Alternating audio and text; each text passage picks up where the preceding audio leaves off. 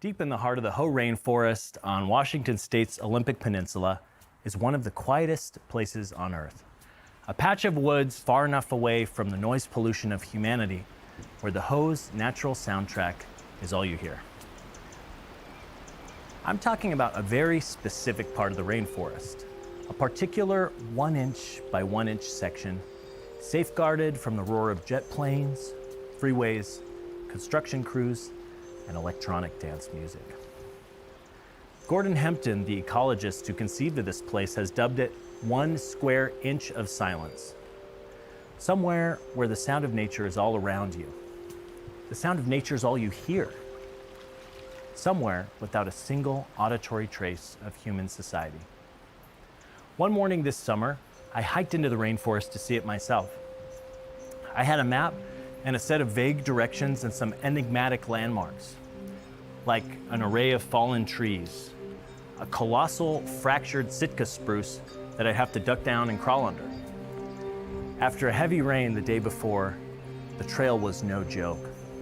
There were big, impassable mud puddles which I scrambled over on slippery stones and roots until deeper in, parts of the trail itself became streams. By that point, there were virtually no other hikers around. A kind of serenity was setting in. The forested mountains in the distance were covered in a heavy fog. Red-breasted robins flitted by. Eventually, I'd spot 2 elk, majestically, absent-mindedly munching at the ground. After nearly 4 miles, I finally reached it, the 1 square inch of silence.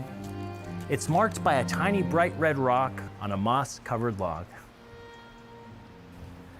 I sat on the log and took an apple from my bag. Immediately, I registered the crunch of my bite ringing out, only to be smothered under the droning churn of the Hoh River and a rippling bed of chirping birds. The visual volume around me was pretty intense too, an infinity of greens, the shaggy ferns, the broad cushions of moss, the hanging trees that reminded me of Dr. Seuss drawings. I decided to close my eyes and meditate, wanting to make the most of that moment, of that place. I tried to focus on my breath, in and out. In and out. It was peaceful there, besides my own thoughts. I actually grew up a few hours away from the Hoh rainforest, and I'd frequently feel restless and escape into the trees around my house alone to try to figure out what these gnarled elders were trying to tell me. I used the red seeds on the bottom of leafy ferns to soothe my skin when I brushed against stinging nettles. I ate blackberries off their thorny vines and went on hikes with my stoic grandpa and his marauding Labradors.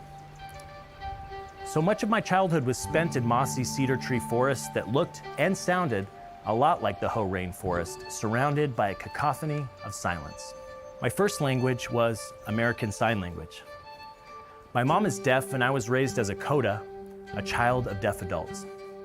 As the eldest in my family, I was my mother's interpreter.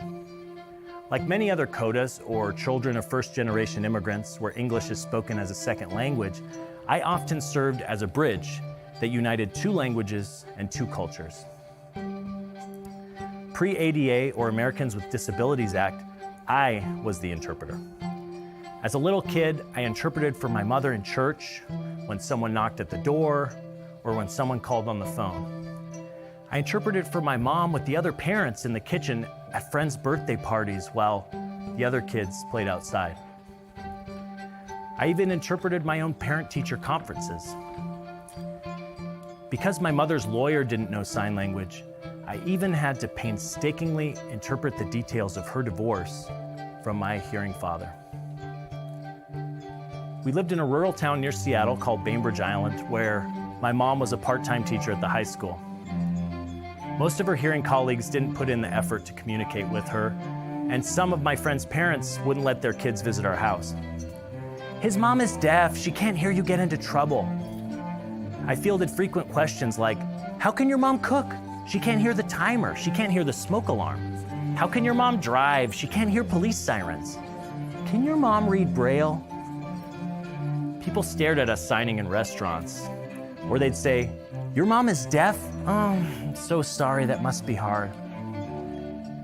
I had a lot of anger back then. There were times when I'd go into a sobbing fit and tear through the forest looking for answers. I never found any, but eventually I found peace through the solitude of noise. That noise was a new language, punk. When I was 12, I was invited to a show at our town's teen center with a bunch of local bands. The Unabombers, the Displacements, the Scandals. My arm got cut from somebody's spiked bracelet. I got kicked in the head by a crowd surfing lead singer. My ears were ringing, but I was overwhelmed with joy. I loved it. It was the sound of liberation, of release. You probably imagine living with a deaf mom on a tranquil island was this Zen quiet. Actually, it was the opposite. Deaf people, contrary to popular belief, are not silent like ninjas. Mom shouted our names, slammed cupboards shut, snored, stomped, and vacuumed at 6 o'clock in the morning. And I made sure our little log cabin also vibrated with the deafening boom of bands like the Ricketts, Minor Threat, and the Buzzcocks. It was a miracle I didn't go deaf myself. Not yet, anyway. Soon me and a bunch of kids threw punk shows in my basement, random backyards, barns, anywhere we could. We'd meet up someplace deep in the woods and fill the silence with our out-of-tune guitars, rolling around shirtless and yowling. Whenever one of these shows got busted, kids would stream from all corners of the house like frightened squirrels, cops and their flashlights bouncing behind us, gasping as they jogged. We hid behind trees and under bushes. We lay on our stomachs, holding our breath underneath giant ferns. By the time I was 19, I was touring with my own band, Clorox Girls. Our debut album was 12 songs in 17 minutes. Sonic Youth's Thurston Moore called it harder to ignore than a trouser full of antlers. One afternoon last fall, I got an urgent phone call asking me how quickly I could be at a hotel in West Hollywood for a high-profile gig. Not a punk show, an interpreting gig. By then, I'd built up a solid career as a freelance ASL interpreter, recognizing that I could be a cultural ambassador. The skill, which sometimes felt like a burden during my childhood, was also my superpower, a bridge. The job that night was interpreting for a deaf actor named Troy Kotzer, who was in LA doing press for a new film called Coda. And as the film took off, Troy and I would wind up spending the next 7 months together, hurtling through a blur of hectic, glamorous, exhausting moments. Interviews, screenings, panels, photo shoots, red carpets, parties, hotels, even visiting the White House. It wasn't so different from a punk rock tour, except our clothes got dry cleaned, and I never had to sleep on some random person's floor next to an overflowing cat litter box.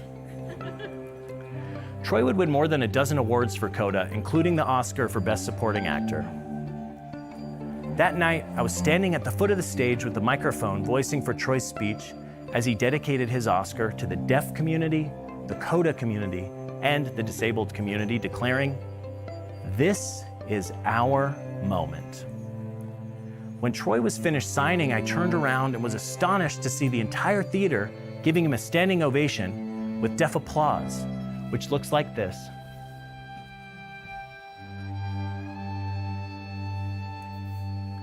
It was beautiful. Everyone was transfixed into a powerful, reverent silence. I'm not sure how to say this exactly, but that silence was a completely different variety of silence than I'd ever heard before. And it made me realize how bogus and how slippery our idea of silence really is. Because when you think about it, the whole rainforest's 1 square inch of silence isn't actually silent at all. It can get pretty noisy in there. The roar of the river, the wind scraping through the fir trees, the hammering of a woodpecker, an elk crashing through the brush. What the 1 square inch really does is frame something wonderful that we wouldn't be paying attention to otherwise. A whole complex layer of life that's worth preserving, but that we are often oblivious to or dismissive of, and so we keep trampling it instead. And in a way, that's what happened at the Oscars too. Troy had suddenly managed to focus the whole world's attention on the humanity of so many people who are usually overlooked or neglected. People who are treated as silent, even though they have so much to say. I've wandered through some of the quietest environments on Earth, and I've also screamed my head off in some of the loudest. And I felt perfectly at home in both. In the end, I've learned that the volume really doesn't matter. It's the measure of attention we are willing to give.